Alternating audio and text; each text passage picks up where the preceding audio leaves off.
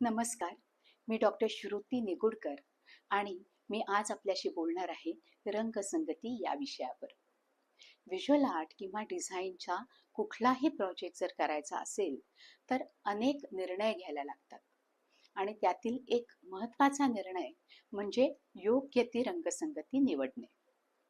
योग्य रंग संयोजन हे एक कौशल्याचं काम आहे.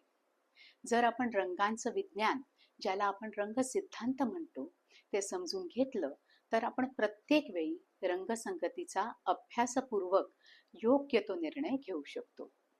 सुरुवातीला आपण पाहूयात रंगसंगती म्हणजेच रंग सामंजस्याचा विचार इतका महत्वाचा का आहे, अर्थात त्याचे फायदे काय.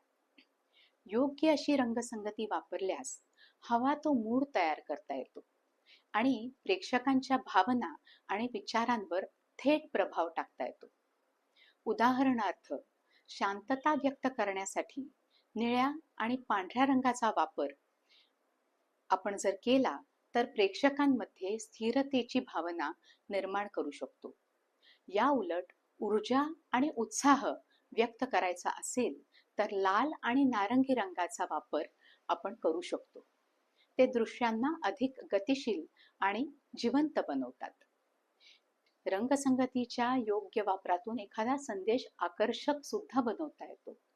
संतुलन आणि एकात्मतेची भावना उत्पन्न करता येते. लिखाणातील वाचनीयता आणि समज रंगसंगतीमुळे वाढवता येते. रंगसंगतीतून योग्य तो विरोधाभास तयार करून एखादा मजकूर डोळ्यांना सुलभ करता येतो.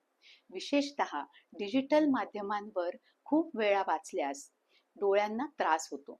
अशा वेळी योग्य अशी रंगसंगती तो त्रास कमी करू शकते किंवा अयोग्य रंगसंगती तो त्रास वाढवू शकते. प्रेक्षकांचं लक्ष आकर्षित करण्यास रंगसंगती ही अतिशय महत्त्वाची ठरते. तसंच दृश्यातील सहभाग आणि संवाद पण रंगसंगती वाढवू शकते. चला तर आता थोडक्यात रंगचक्र समजून घेऊयात.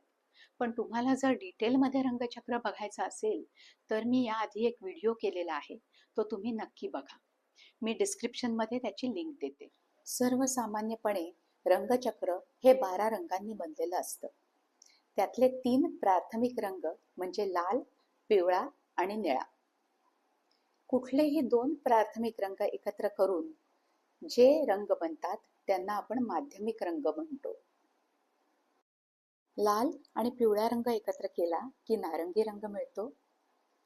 लाल आणि निळा रंग एकत्र केला की जांभळा रंग मिळतो आणि पिवळा आणि निळा रंग एकत्र केला की हिरवा रंग मिळतो. तसंच एक प्राथमिक आणि एक माध्यमिक रंग एकत्र करून जे रंग बनतात त्यांना आपण तृतीयक रंग म्हणतो.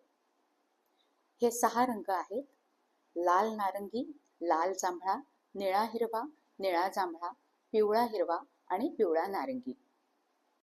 हे सर्व रंग एका वर्तुळात क्रमवार मांडले की रंगचक्र तयार होते.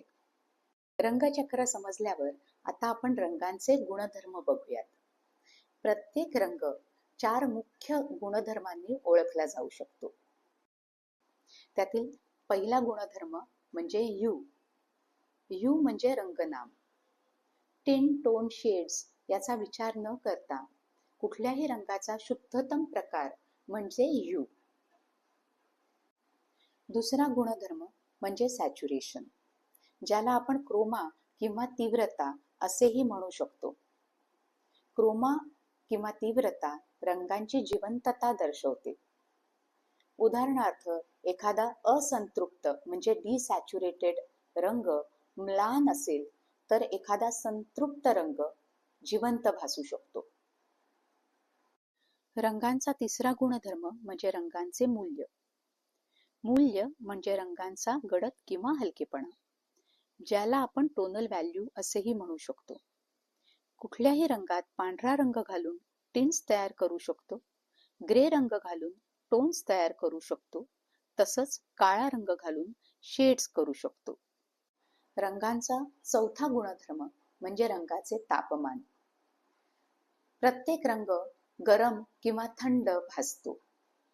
रंगचक्रावरती जर आपण बघितलं तर पिवळ्या रंगापासून लाल जांभळ्या रंगापर्यंत रंग हे उष्ण किंवा गरम भासतात तर हिरव्या रंगापासून निळ्या जांभळ्या रंगापर्यंतचे रंग हे शीतल किंवा थंड भासतात.